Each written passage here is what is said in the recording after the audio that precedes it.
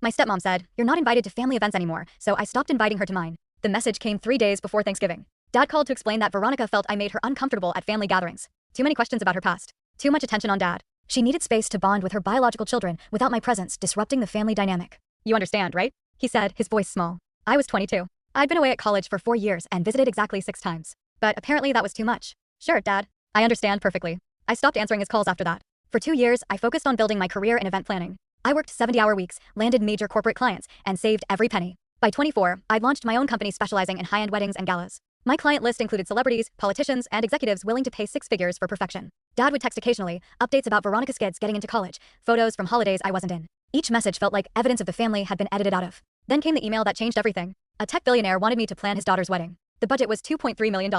The guest list included senators and Hollywood A-listers. If I pulled this off, it would launch me into the stratosphere of my industry. I spent 6 months making it flawless. Ice sculptures that never melted. A 7-tier cake that defied physics. Fireworks synchronized to a live orchestra. The photos went viral. The New York Times called it the wedding of the decade. My phone wouldn't stop ringing. Within a year, I was planning events for royalty. Actual royalty. My face appeared in magazines. My company expanded to 3 cities. I bought a penthouse downtown and a house in the Hamptons. That's when Dad started calling again. "I saw your article in Vogue." He said, "I'm so proud of you." I let it go to voicemail. The messages became more frequent. Veronica's daughter was getting married. Could I help? Maybe offer some advice, a family discount? I ignored every single one. Then came my own wedding. Dimitri proposed on a yacht in the Mediterranean. He was a venture capitalist who understood ambition. We planned an intimate ceremony at a private villa in Tuscany. 50 guests, all people who'd actually been there for my journey. Dad somehow got my assistant's number. He called her directly asking about plus ones and whether Veronica's kids could attend. My assistant forwarded me the voicemail. I called him back for the first time in 3 years. "I got your message." I said, "Oh, thank God. I wasn't sure I'm not sending an invitation." Silence. "But I'm your father and Veronica needed space for me, remember? I'm just respecting her boundaries."